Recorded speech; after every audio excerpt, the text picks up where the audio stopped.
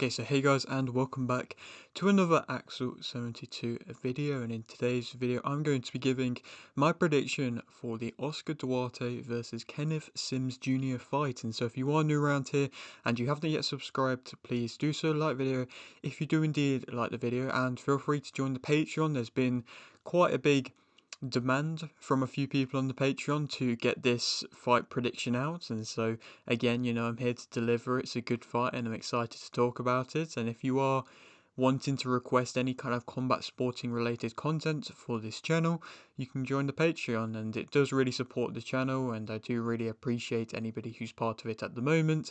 And again, thank you very much. And so yeah, let's get straight into this fight. So obviously, if you guys don't already know already, this fight was meant to be happening at the back end of 2024. I believe it was meant to be on the card, which was the first kind of Riyadh season and Golden Boy event where Chris Smith and Zerda Ramirez headlined. And instead, it didn't end up happening. A knee injury was the reason as to why Sims Jr. pulled out. And again, there was a little bit of controversy about the fact of him pulling out. Obviously, Duarte went on to fight Akhmedov, of course, a mutual opponent, in which I'll get onto in a moment. But it was, like I say, a little bit controversial because then we saw Kenneth Sims and Duarte fight a few months later, both on the same card. Duarte fought Maderno, and Sims fought, I believe it was Castaneda, on that card. And again, during the press conference, there was a little bit of tensions, and I mean, Duarte was kind of hinting at Sims ducking him and instead choosing to fight on his undercard in a smaller fight, which I suppose you can argue made a bit of sense just due to the injury. Again, I don't know how severe this knee injury was, if he felt like he really needed to have that time, that extra fights, just to make sure that there wasn't any kind of problems before he jumped straight into a Duarte fight. I'm not entirely sure. Not to, date this recording, but the press conference hasn't happened yet between the two of these guys, and I think there could be a little bit of possible animosity or possible, needle between the two of these in the press conference. Again, I'll be intrigued to see what Duarte has to say about the whole kind of incident and the whole injury and the whole pushback and everything like that. But of course, we've got the fight on now, and Duarte himself has been on a good run as of recent since his loss to Garcia. Of course, he got knocked out against Garcia. He got rocked in a fight which was an intriguing one. It was a fight in which didn't really like the kind of expectations of fans and didn't really encourage fans to really want to watch Duarte. I don't think. I don't think it was a performance in which really grew Duarte's stock, because Garcia was basically just circling, running around the ring throughout the entirety of the fight, and then all of a sudden, in the, I believe, ninth round, he landed a shot on Duarte, and that kind of singular shot really did seem to hurt and seem to rock Duarte, who really just couldn't get a tremendous amount going in that fight. And again, then got beaten down after, of course, getting hit with that one shot. And then, like I say, since then, though, he's been on a good run and he's picked up some good wins. I mean, he beat Jojo Diaz, who, of course, is fighting on this card as well. He beat Akhmedov, like I say, a mutual opponent of both him and Sims Jr., and, of course, Maderno as well. So, again, like I say, he's been on that bit of a comeback run, and he's definitely in a good position at the moment. I'm really kind of a fan of Golden Boy being able to rebuild up their fighters. Again, they're kind of doing that same thing with Alexis Rocha as well, and it's nice to see. It's good to see they're doing it with Prograis. Of course, he's fighting Jojo Diaz on this card, so again, it's quite a nice thing to see. And I mean, Sims, he hasn't really fought the same kind of level of opposition as that of Duarte, but has beaten a few, undefeated opponents. He's beaten a former world champion in Jonathan Romero, who, isn't really that big of a name at this point in his career. He, yes, like I say, is a former world champion, but is on a very bad losing streak. So again, doesn't really come with much kind of emphasis behind his name. And again, like I say, he has that mutual opponent of Akhmedov, who caused Sims quite a few troubles. I mean, it was definitely a very entertaining fight when Sims fought Akhmedov. They went toe to toe, and again, that probably wasn't what Sims's initial game plan would have been, but I mean, that fed pretty much into Akhmedov's game plan for sure. And then when Duarte fought Akhmedov, again, it was still a good fight. There was still quite a high amount of action, but for the most part, Duarte was able to have much more success and won, in my opinion, more convincingly. So again, that mutual opponent doesn't necessarily mean that's how the fight's going to play out, but now that we've seen Sims go toe to toe with Akhmedov, and Akhmedov isn't a bad fighter, he's going to give any kind of world ranked opponent a test, but he's not an actual world ranked fighter himself. He's not going to be trying to get to titles, in which I'm sure Sims is kind of hoping for and wanting to look at. So, again, he's going to have to showcase that he can step up through the rankings, and maybe that Akhmedov fight might have taught Sims Jr. a few lessons of to maybe not to try and stand toe to toe. So again, it will be interesting to see what kind of game plan both fighters come into this fight with. This is a hometown fight for Sims, with it being in Chicago, and as a whole, this has the capabilities to be a true kind of stylistic clash. If Sims gets to his boxing and starts to maneuver off his jab well, and again, like I say, just mainly focus off keeping that mid range and throwing off that jab, he could have good level of success. But if he starts to stand toe to toe with Duarte, who is going to be coming forwards, is going to try and be the aggressor, then he might struggle a little bit. To speak about both fighters a bit more individually, Duarte as a fighter, he is a big puncher. I think he does carry a good level of power, and it comes with often quite a lot of brute physical force as well. He is typically a come forward fighter who will be wanting to push you back, like I say, with that kind of brute force and that strength in which he does carry.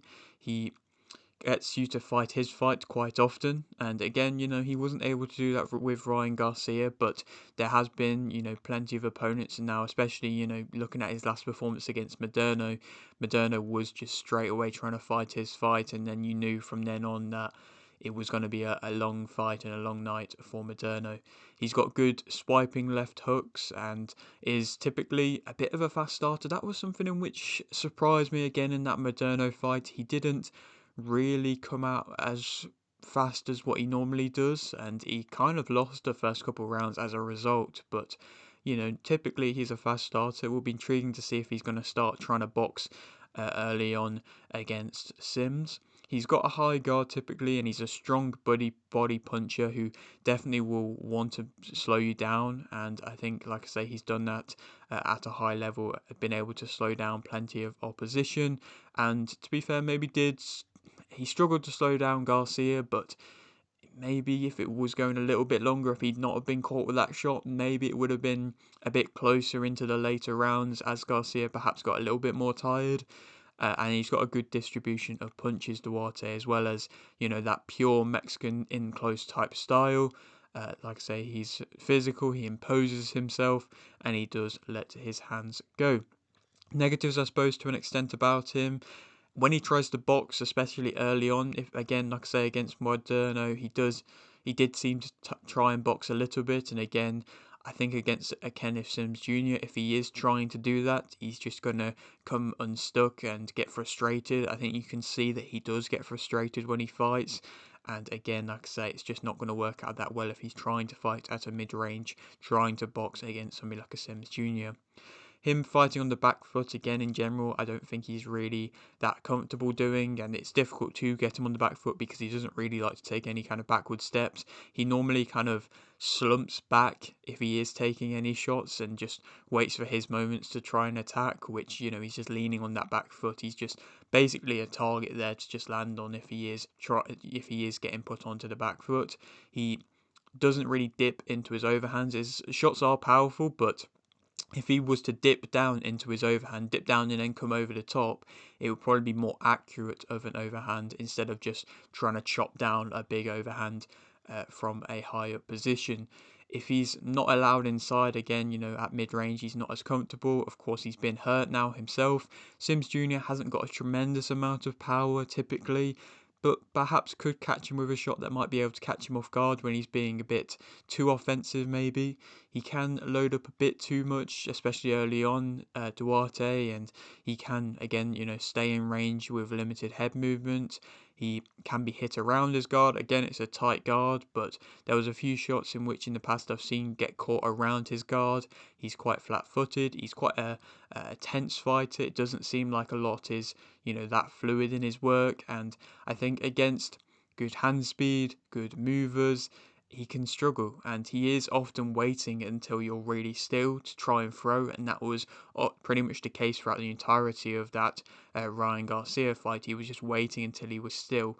Luckily, for Duarte's case, Ryan Garcia wasn't really able to throw and move that well, but he was just continually just following him around the ring and, like I say, trying to wait until he stopped still, and then it just wasn't really happening, and then all of a sudden, it opened up that space for him to get caught with a shot. And so, it's a difficult game. Will Sims Jr. be able to move enough to be able to put him off?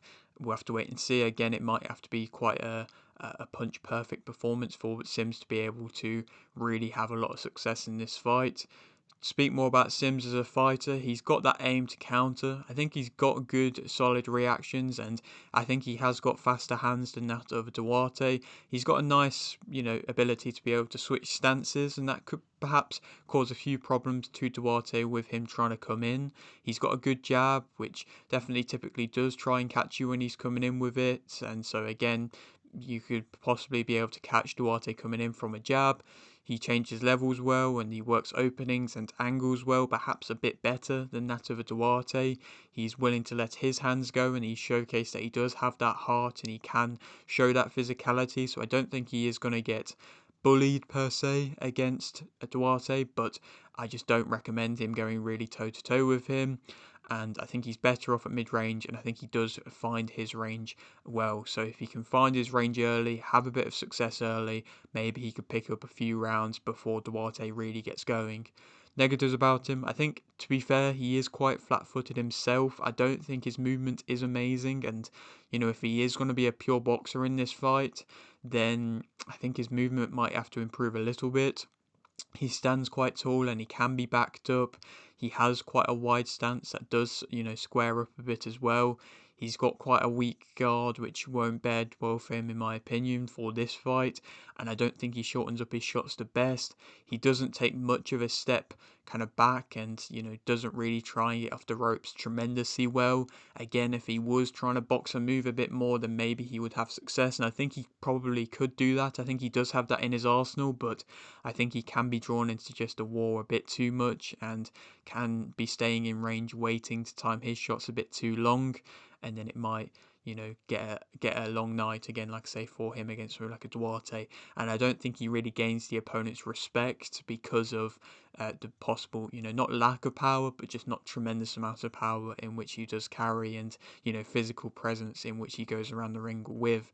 Who do I think is going to win? I think that Oscar Duarte is going to be able to win via unanimous decision. I think he is going to be able to break him down again. Kenneth Sims might be able to have a few bits of success off the jab, and I would like to see him try and counter Duarte coming in a bit. I think, like I say, with the hand speed, he will definitely be able to try and do that, but I think inevitably Duarte's going to put him on the back foot, probably from the get-go, and if Kenneth Sims isn't trying to move around for a lot of the fight, he is going to just get walked down and stalked by Duarte, and Duarte is going to chop to the body, probably be able to hurt him, like I say, be able to get through with the overhands. Perhaps, if he can work on his accuracy a bit himself, Duarte, he might be able to land quite a few good, decent shots and be able to put a bit of a punishment on. Then I think Sims Jr. is going to resort into probably just standing toe-to-toe in the later rounds because he might not have a tremendous amount left in him. And then inevitably, I think Duarte is going to come out on top doing that because, like I say, Duarte is that level above Akhmedov. You can't just stand toe-to-toe with him, in my opinion, and be able to win unless you're doing, really good, sharp, controlled work. But I don't think Sims Jr. has it in him for this fight.